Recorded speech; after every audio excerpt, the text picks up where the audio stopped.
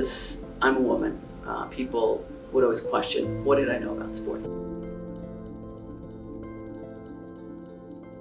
I'd point to my parents and be like, see, here's one. And they're like, it's one. Like, what are you doing? Go be an engineer or a lawyer or a doctor. You only got your job because you're pretty, or you're not pretty enough to have your job. My favorite are the small racial comments. Like, I don't want Beyonce giving me my sports. A man could work 100%, a woman has to work 150%. Who did you sleep with? Who's your dad in the industry? What school did you go to? Are you just trying to find your husband? We never wore skirts or dresses. Any top is gonna look tight when you have a chest. Like, that's what happens. 3 hours of nonstop TV. I am hungry, I am thirsty, I want to sit down, and the main thing that you took out of this was not my coverage, but my outfit and what I am wearing. Are you sending this to the men in this market? And the answer is overwhelmingly no, because of course not.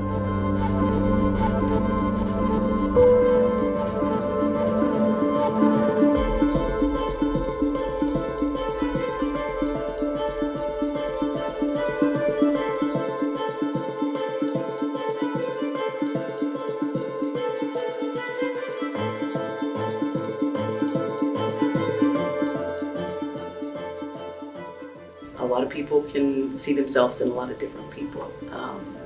And if I can play a small role in being that for somebody, then I will consider my career a success.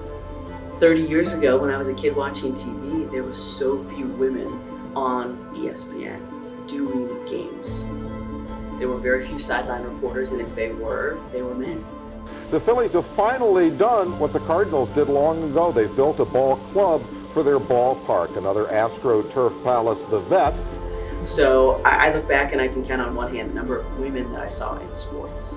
And I watch sports all the time. I was always watching ESPN, but because I didn't see myself in any of those women, because also back then most of them were former Miss Californias or Miss USAs, and I was this little tomboy thinking, okay, well, these pretty model-esque girls are doing this, so I never even thought about it. He missed it, Tobias had it, Matisse throws it up, Sixers are going to win this ball game, Tyrese Maxey, and the Sixers are going to win this game. Like, my grandmother's a hairdresser, right? And she barely completed high school because she was already married and had kids, you know? And it was just a different mindset and different generation. But even she would always tell me, you can do more than this. Like, the opportunities now for women are so vast. You can be more than this. And there was always a generational mindset of building and building and building and build on what I have done, but I want you to be so much better. I want to take you all the way back to the offseason when there were a lot of question marks surrounding this Eagles team, and one of the biggest ones was Jalen Hurts. Yeah, remember that? Would he take the next step and progress? So I knew I wanted to go into journalism when I was in middle school, once I figured out there was a job called journalist. But then I really didn't think I wanted to go into sports journalism until I was in high school. Of course, the problem is at that time, there just wasn't anyone who looked like me, or weren't many of the people who looked like me, Asian, female, covering sports, and not just like whether it's like on TV or radio, but even in print. I'd point to my parents and be like, see, here's one. And they're like, it's one. Like, what are you doing? Go be an engineer or a lawyer or a doctor. Well, to be honest, I didn't think that play-by-play was something I could do when I was in college, because every game that I'd ever heard commentated on growing up was always called by a man.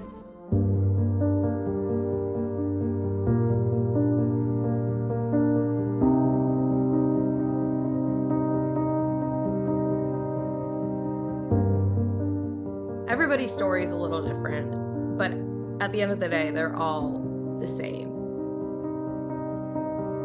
I remember when I walked into Buffalo's media room for the first time. I was the only person of color out of maybe 40 or 50 people in that room, and I was one of two women. Once they started seeing our work, then we became part of, because it's like, oh, okay, she's one of us now, but it shouldn't have to be that way, right? I think without a doubt there's hesitancy. I think because when you see if two people were to walk into a room and say, I want to broadcast, and one was a woman and one was a guy, and your eyes would be drawn to the man, I think without a doubt you'd say, okay, what do you have? You could probably put two people in the room and they could be both qualified, and I think people would draw to the male. Just because I'm a woman, people would always question, what did I know about sports? I needed to prove to them again and again, right? It wasn't, the initial reaction was never, we're so glad you're here. It's, how did you get here?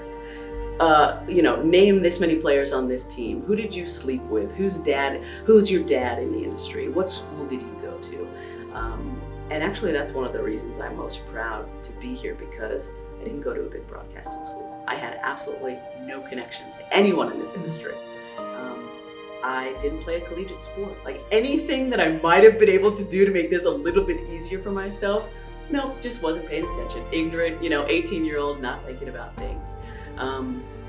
It was simply my knowledge and my attitude and my self-confidence, which I've been so fortunate to have, because I know how lucky I am and how much I've needed that to keep myself going. Because at every step, people questioned what I was doing here, why I wanted to be here. And I know that that's something my male colleagues haven't had to do with. You could come in and say that I've done all this experience, but I think women have to prove themselves. I've always said that. A man could work 100%, a woman has to work 150%. Big moving from left to right now, short corner for Knowles. Knowles, 2 jab step back, got it! Jazir Knowles, 20 piece on the day. In the lower markets, like when I first started out, when you're young and you're a woman, people just don't take you seriously. And I don't really know why that is, you know what I mean? Like, especially now, and it's so weird because it's not the players. It's never the players. People are always like, oh, I'm sure when you go in the locker room, like it's a nightmare. No, I've never had an issue with a player because of my gender, not once. I didn't face a real serious issue until I started my second job, which was in Rochester, New York. I was about 10 months into my career. I signed a contract to go there thinking I'd be able to cover the Buffalo Bills, and that was not the case. The second I got there, my boss shot all of that down, citing because of the company. We have the resources in Buffalo, but he still got to go. Okay, fine, you've been here a really long time. The first thing he said to me when I got there, and I got in the car to go to training camp, the 15-minute drive from our station to St. John Fisher College in Pittsburgh, New York, was, so people keep asking me why we hired a woman, and he laughed. There was a male intern in the car who didn't say anything. And I froze. And I don't remember what I said. I assume it was something like, because I was best for the job, but it really stuck with me. And in that moment, I was like, I need to start looking for new jobs now, because this is not going to get better. And it didn't. It didn't matter, because he was at the job for 20 years. And his 20 years meant more than my 2, and my comfort, my mental health, and my perceived safety. Fast forward to the beginning of this football season, I get sent to Buffalo. And as I get sent to Buffalo to cover Colts Bills preseason, my boss asks me, hey, we got an email from the producer of the pregame show that you've done before. Do you want to do it? The Colts offense already looks very different this summer, with new faces on the field and on the sidelines, including former star wideout Reggie Wayne. And I was like, I don't really have a choice to say no. And he was like, you do have a choice. And I was like, no, I don't have a choice. I have to do this. So I went, I came prepared, I showed up, I did my job, I walked away. In that moment, I felt like I really took my power back. Well, they don't call it the greatest spectacle in racing for nothing. 300,000 people are expected to pack the stands here at the Indianapolis Motor Speedway for the first time since 2019.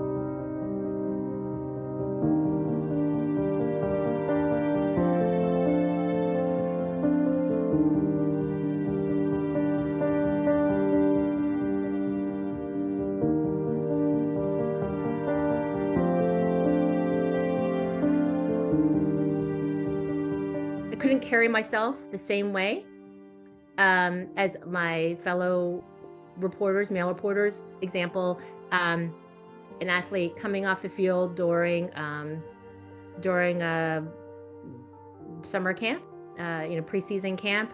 But the male reporter who needed to talk to him before me from a different media outlet, had gone up, they did the bro handshake, half hug kind of thing. They chatted and they did their thing, and I was kind of waiting off to the side, and so they was like, okay, cool. And then when they were done, that same athlete was walking towards me, and he's like, oh, hey, sweetie, what's going on? And we went to do not the whole handshake, because I wouldn't know the whole handshake, but he kind of gave me a half hug. And the male reporters were like, oh, is that how it is? And I was like, how what is? You just did this whole thing, right? And got the bro hug, and I get the bro hug, but it's oh, that's how it is because I happen to be female. Not cool. Especially when it's stuff online, people saying, well, you look promiscuous, or you look like this, or are you just trying to find your husband, or da-da-da-da-da. And it's like, no. Or you only got your job because you're pretty, or you're not pretty enough to have your job. It's there are all these other layers that aren't discussed when we talk about men who have these jobs, or men who aren't necessarily qualified for these jobs and things like that. And it's just I have to watch what I'm wearing and watch what I'm doing and be very prim and put together and make sure that I'm not going to wear something that's going to offend someone, which is harder as a curvy woman too, because finding things that fit you, A, is hard, but B, when it's hard, it accentuates your body. And that's also, that's also been a struggle of, I'm not trying to show anything off. I'm just trying to wear pants that fit me, just that kind of thing. Or any top is going to look tight when you have a chest. That's what happens. That's just how your body, that's just how it works. And so obviously it's stressful and it's frustrating, because it's just I don't want you to think about me in that way. I want you to think about what I'm saying, not just how I look. But I know that it's superficial, and I know that it's a lot more superficial than it is for the men that my male colleagues. And, I once had a colleague tell me, I wore the same suit and shirt every single day this week and changed my tie, and no one said a word, but I'll get emails if I repeat a dress in a 2-week cycle. So I would often wear a jacket or a sweater, even in summer in Florida, which you can imagine how hot that is going into locker rooms and such. Matt Garza says he feels pretty good. He used the game to work on his breaking ball and change up pitches, and Joe Madden says that's exactly what he wanted from him. And while Rays fans might have felt a sting from Ryan Howard's not 1 but 2 home runs, Garza says he didn't. I would never wear skirts or dresses, and it was because I never wanted my clothing or anything like that to be a point of discussion or a distraction or what have you. So much so that some of the athletes would jokingly call me counselor, because they're like, oh, you look like you're a lawyer going into court. And, that's kind of funny. But then you just, obviously, there's nothing, what else do you say, right? Because there's nothing about my appearance or anything that could be even remotely misconstrued other than I'm very formal and buttoned up. Yes, because I'm here for a job. It's just a very weird and unnecessary second spotlight on your already spotlighted job, because the guys can just deal with their one spotlight. We have to have the other one coming in and kind of blinding you head on that you just have to deal with. I got so many viewer emails, nasty viewer emails, and I think maybe only 1 or 2 of them were critical of my coverage. Everything was about my outfit or my appearance or my hair was. My favorite are the small racial comments. I don't want Beyonce giving me my sports. That's what you're taking away from everything that I'm doing is what I'm wearing or whatever. I remember I got an email from the World Series this year about, you dress so frumpy. I'm like, are you telling Don Bell that as well? Are you calling Deuces Rogers and telling him that? Because she was number one, this woman was mad that I wasn't wearing red, which none of the men were wearing red and we were instructed not to. But also that I dressed too frumpy and that I needed to look a little cuter. And I'm like, out of it, I have done 3 hours of television today. 3 hours of nonstop TV. I am hungry. I am thirsty. I want to sit down. And the main thing that you took out of this was not my coverage, but my outfit and what I am wearing. Are you sending this to the men in this market? And the answer is overwhelmingly no, because of course not. But it's just stuff like that it's really infuriating sometimes, because it's almost, it takes away from your talent and what you're doing, and automatically just having that distrust of like, she doesn't know what she's doing, or just I'm gonna pick at this woman's appearance, outfit, hair, whatever, because it's not to my liking, instead of actually listening to what she has to say. I think men just automatically get the benefit of the doubt of just, people actually listening to them when they speak, instead of like analyzing everything that they have going on.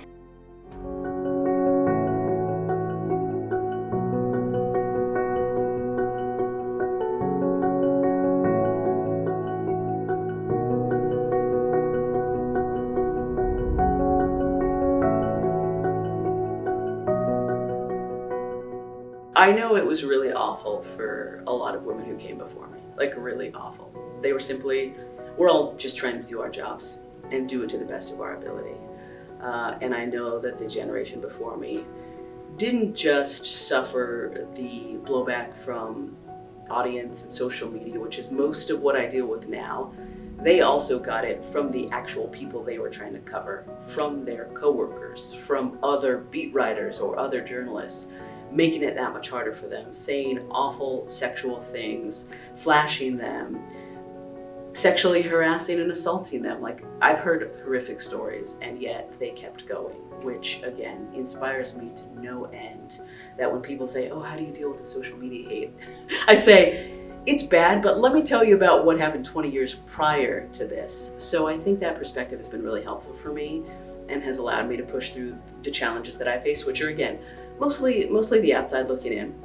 Are there a few people at each of my stops that have not wanted to help me succeed? Certainly.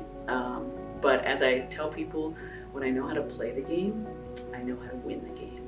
There was just always this like back of my mind and sometimes outwardly reminded thing, like, you're still a female in this male dominated culture. And while I think I had the respect of the athletes, the coaches, and the majority of the fellow media partners I worked with, I still think that there were moments where it was like, you're still a girl, you know what I mean? And that part kind of sucks. You always get questioned. I know it's like cliche, but if you talk about your favorite team, they're like, okay, name 85 players and name everybody's stats. I don't think that is as much anymore, but you always kind of get that look. Oh, you're into sports? Oh, okay. And then they're like, oh, what's your favorite team? And the women kind of are expected to not have that knowledge, I think, but I think that is changing. There's a woman I worked with in Kansas City, Karen Kornacki, and she was the first woman in several locker rooms in Chicago, and just to be able to talk to her and pick her brain and thank her for taking the brunt of that and breaking through that ceiling for me to be able to walk into the Eagles locker room like it's no big deal, right? But I also know, talking to Temple students and high school students, I also am doing the same thing for them. And sometimes I don't even realize it, but the element of race sometimes comes into it, and I hear from a lot of Black girls or mixed race girls like myself, and I don't see women who look like me doing sports. And that's like the coolest thing, to know that I'm making a difference in turn. So like all of these women that I look up to, now I'm starting to hear the same thing of like, I've never seen someone look like me anchor sports on TV. That's the coolest thing. And so like I love this cycle that we have. It's very cool just to see these paths that people are taking, and just how they weave, and just how these women kind of, and how we can all connect with each other. Like, I love Sarah Spain. Like, I followed her in college, and she followed me back, and it was like my first point of pride of being like, oh my God, like, I guess I'm visible in this industry. But I know that I hope I can be that someday for someone else, because I think that anytime your ability to do your job well and just to be present and like destigmatize, I say in air quotes, because there's nothing wrong with us being here, let's be real. I didn't think there was a chance in heck that the Sixers would hire, as I like to say, a gay chick from California. But I guess I did well enough in my audition that they were able to look past all of that, because they've all told me that they just saw me as a play-by-play broadcaster who was the best play-by-play broadcaster that auditioned, and here I am. You know how many women that I have heard talking about, I'll try my hand at play-by-play. Or women in college, young women in college, talking, well, I kind of want to do play-by-play. That's not a coincidence. It's because of Kate and women like her showing us that it's possible to be in these roles. It fills me with joy that truly the people I interact with in this industry, the teams and the organizations and the leagues and the companies, they really are starting to look for who is the best at this position. And that doesn't mean, that means if you're gay or straight, doesn't matter what your religion is, what you look like, what you sound like, they're finally getting to the point of, we want to hire the best person for the job, which is so great, because when I was a little girl, I didn't see me on TV. There was no women on sports radio. So to now hear and see so many different types of women, I think it's priceless, because see her, be her is a real thing. If you see somebody that you can identify with for whatever reason, that can inspire you.